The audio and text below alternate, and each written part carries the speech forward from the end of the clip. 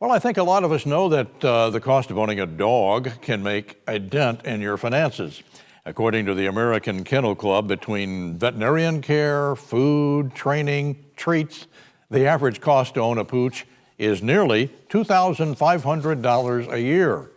The pet business has been booming in recent years with new gizmos and gadgets that promote everything from strength training to upscale dog water and dog bowls.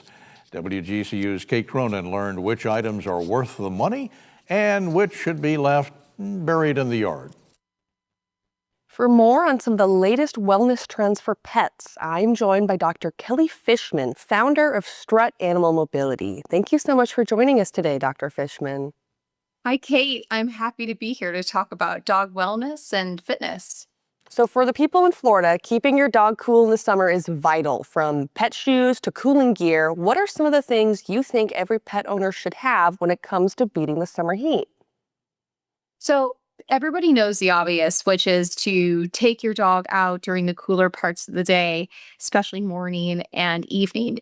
Staying off the hot pavement is a good idea. Walking on grass or, sand, just because the hot asphalt can get really too hot for their paws.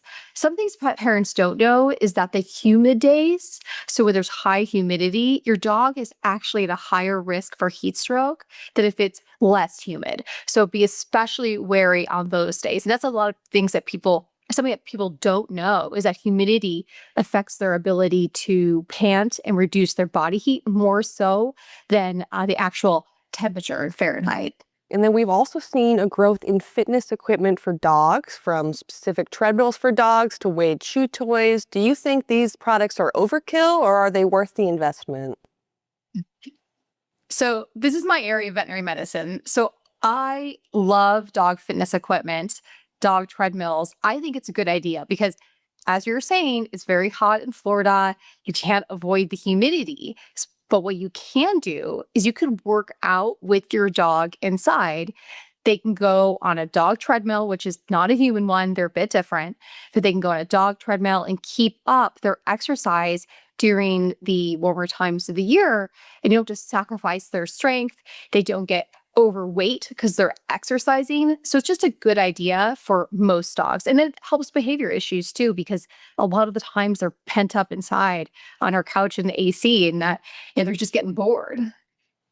Okay, and then along with all of the heat and humidity comes the need for water. When we talk about doggy water fountains, they claim to limit the spread of disease. Do you think that's necessary for households with just one dog, or is it for households with more than one?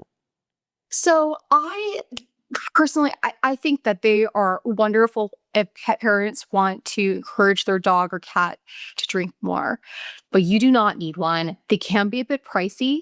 They may be difficult to clean and attract mold, so we get a little bit wary about it for that reason. So like as you said, multi-dog households, it may be a great idea, but other times, for other reasons, I don't think that they're so great of an idea. You can certainly just have a regular dog water bowl, keep it clean, add water to your dog's wet food so you give them more hydration in summer, feed things like frozen blueberries, frozen cucumbers, things like that to keep them hydrated in more free and creative ways that they may like better than the fountain. And do you have any advice for those more cost-conscious pet parents who want to support their pet's health but are also looking out for their budget? So actually, I believe, or I know, that keeping a dog lean, so not, skeleton, but lean, actually adds days to their life. So we know that skinny dogs live longer. They have less health problems. They also have less mobility issues as they age because they have less wear and tear in their joints over time. And then the parents also save money because if you're not overfeeding, you're not spending money on pricey dog foods. So I believe the best thing you do is just keeping your dog trim. And if pet parents have any questions, they could talk to the veterinarian about starting a diet. But it truly is one of the best things that you could do for your dog's health. Amazing. Thank you. Thank you. Have a great day. And here's another doggone fact from the WGCU newsroom. When it comes to choosing a pet, size does matter. According to the American Kennel Club, it costs more to care for giant dogs, such as a Great Dane. can cost, well, as much as $3,300 a year. Smaller dogs, including Chihuahuas, average around $1,800 in cost for food and veterinary bills. For more pet-related stories, check out our website at wgcu.org.